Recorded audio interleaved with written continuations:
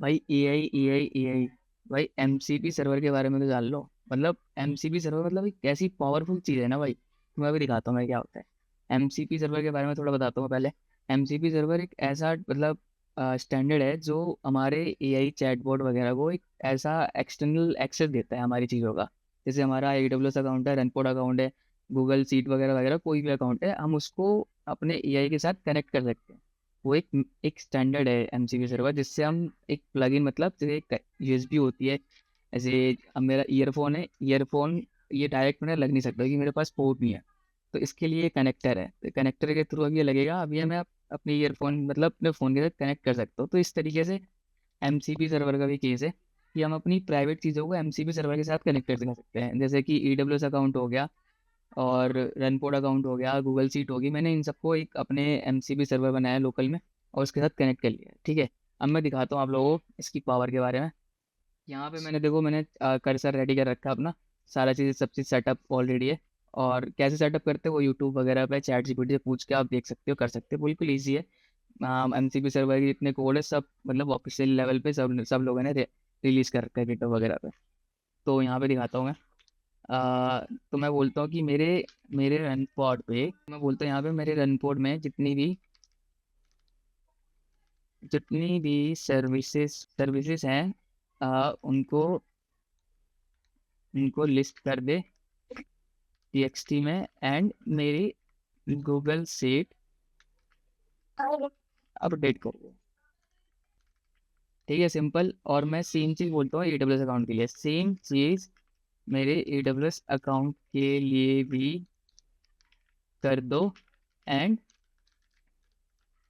जिसने भी वो सर्विसेज क्रिएट करी है उनका डिटेल किस अकाउंट से हुआ है, कब हुआ है, सब कुछ सीट में अच्छे फॉर्मेट के साथ अपडेट कर दो।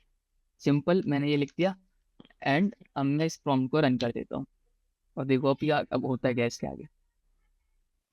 तो अब ये क्या करेगा, जो भी मैंने एमसीपी सर्वर सेटअप किया है अब उसके साथ ये लिंकअप बनाएगा। मतलब जो भी एक्सेस की वगैरह सब चीज़ को मिल चुकी है कि मैंने सेटअप कर रखा है ऑलरेडी। अब ये स्टेप बाय स्टेप सारी कमांड रन करेगा मेरी। तो थोड़ा सा फास्ट फॉरवर्ड कर देता हूँ वीडियो को। तो यहाँ पे देखो, यहाँ पे TXT फाइल क्रिएट कर रहा है। जैसे कर्सर तो पता ही है सब लोगों की, कर्सर कोड वगैरह फाइल वगैरह क्रिएट कर सकता है। तो मतलब ये बेसिक चीज़ थी। बट एमसीपी सर्वर अब ये एडवांस लेवल पे जा रहा है धीरे धीरे। मतलब अब थोड़ा सा डर आ रहा है कि भाई हाँ मतलब एआई कुछ कर रहा है, कुछ मतलब मार्केट में हो रहा है। तो देखो ये देखो आप, यहाँ पे कोड यहाँ पे आ गया अपना। ठीक है, मैं इसको एक्सेप्ट कर लेता हूँ। तो मेरे रनपोर्ट के अंदर बस दो टेम्पलेट है रनपोर्ट अकाउंट में। मैं आप लोगों को दिखाई देता हूँ। तो ये मेरी सीट है गूगल की और यहाँ पे मेरा रनपोर्ट अकाउंट है। यहाँ पे मेरे दो टेम्पलेट है। ठीक है, कोई भी पोर्ट एक्टिव नहीं है यहाँ पे। और सेम चीज़ कर्सर भी बताया इसने मेरे को। अब AWS के लिए देखते हैं। AWS के लिए भाई इसने क्या दिखा दिया, एक EC2 इंस्टांस स्टॉप्ड है। हाँ, एक होगा। और ये कब से स्टॉप है ये सब इसने डिटेल वगैरह दे दी। प्राइवेट आईपी क्या है, इसका नाम क्या है, कीपेयर क्या है, कितने कोर है इसके अंदर, रैम कितनी है, मतलब सबसे निकाल के दे दिया इसने जो चाहिए अपने को। और ऐसे मतलब पूरे रीजंस में इसने चेक किया है। यहाँ पे एक कमांड रह गई है, इसको मैं अपलोड अपलोड कर देता हूँ। अब ये अपडेट कर रहा है गूगल सीट के अंदर। तो मेरी गूगल सीट आप देख सकते हो।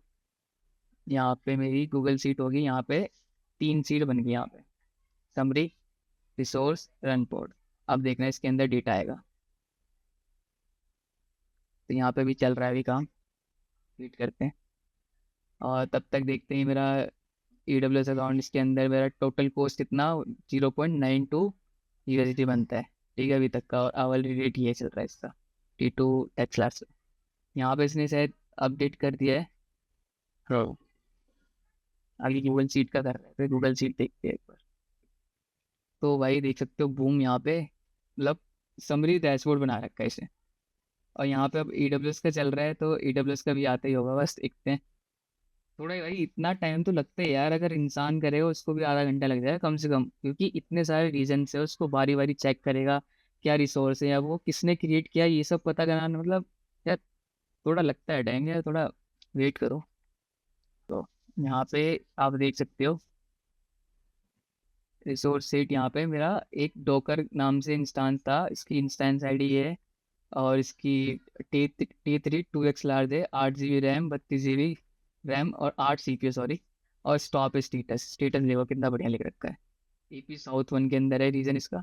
Launch date, stop date, run time 2 घंटे 75, मतलब भाई सब चीज़ दे दिया इसने, कुछ करने की जरूरत नहीं। क्रिएटेड बाय रूट अकाउंट, ठीक है, ये मेरा रूट अकाउंट था, उससे मैंने क्रिएट कर रखा था।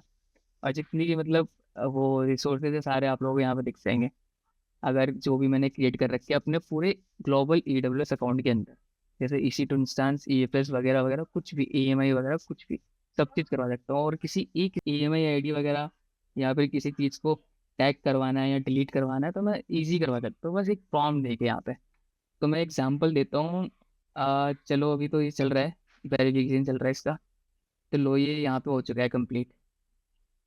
तो यहाँ पे मैं आपको बोलता हूँ कि रन पॉड में एक पॉड क्रिएट करो जिसमें पॉड टाइप 4090 होना चाहिए, एंड एक नेटवर्क वॉल्यूम भी क्रिएट कर दो, उसके साथ अटैच कर देना 100 GB नेटवर्क वॉल्यूम, जिस जो कि मोस्टली पॉड टाइप्स अवेलेबल हो, उस नेटवर्क वॉल्यूम्स को अटैच करने के बाद, मतलब प्रॉम्प्ट मैंने दे दिया, वो अंडरस्टैंड कर लेगा।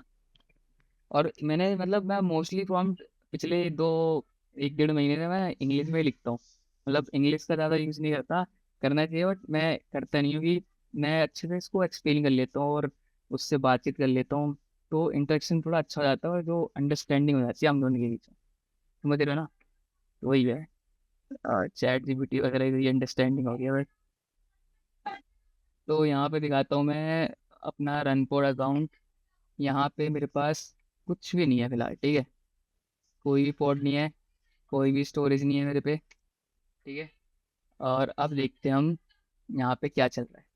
अभी कर कर रही है फिक्सिंग GPU टाइप नेम। तो देखते हैं क्या सीन है इसका। तो इसने एक पॉड क्रिएट कर दिया, पॉड आईडी दे दी ये दी, यहाँ पे पॉड आईडी है। MCP स्टोरेज वॉल्यूम दे दी 100 GB। EURO1, इसके अंदर मोस्टली मतलब पॉड्स अवेलेबल रहते हैं, पॉड शायद जो भी है। और NVIDIA आर्टिस्ट, चलो चेक करते हैं अब ये इसने क्या बताया है। ये देखो, बूम गाइस, कुछ नहीं करना है, बैठ के बकचोदी कर रहा हूँ बस।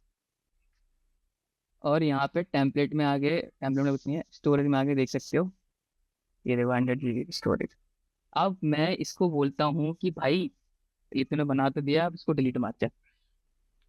इसने भाई देखो कोस्टिंग भी निकाल दिया है, कोस्ट इन्फॉर्मेशन भी दे दी, मतलब मैंने कुछ बोला ही नहीं था जबकि इसको कोस्ट वगैरह सब दे दिया इसने। चलो कोई नहीं भाई, इसको क्लीन कर दो, मीन्स डिलीट कर दो जो भी रिसोर्स आपने अभी बनाया, ठीक है। सिंपल एंटर मार दिया मैंने, और अब देखते हैं क्या करता है अभी ये। इसने बनाया तो इसको पता होना चाहिए, मेमोरी तो है, कॉन्टेक्स्ट तो है। तो चलिए देखते हैं यहाँ पे। लो भाई ये हो गया क्लियर, स्टोरेज रह गई, स्टोरेज क्लीन क्लीन कर रहा होगा अभी। तो हो गया भाई मैटर क्लोज, ठीक है। तो इस तरीके से मतलब हम MCP के साथ और भी चीज़ें जोड़ सकते हैं, मतलब आने वाले टाइम में पता नहीं हो भी, किसी ने कर भी दिया होगा कि मतलब कि हम कॉल वगैरह भी कर देंगे, मेल वगैरह भी कर, मेल तो हो सकती है, सब चीज़ पॉसिबल है सब। जैसे कि अब मैं इस केस में अपने अकाउंट में जैसे कोई सर्विस बना लेता हूँ या फिर कोई क्लाइंट का अकाउंट है, उसको मैंने अपने MCP के साथ ज्वाइन कर दिया, ठीक है। अब मैं चाहता हूँ उसको ट्रबल शूट करना है या फिर कोई सिक्योरिटी ऑडिट वगैरह करना है मुझे, कि मेरे रिसोर्स में क्या क्या वर्निबिलिटीज़ हैं। हमें स्क्रिप्ट बनानी पड़ती थी, खुद जाके मैनुअल चेक करना पड़ता, कुछ नहीं करना भाई, सिंपल ज्वाइन करना है और रन करनी है कमांड बस, और कुछ नहीं करना है।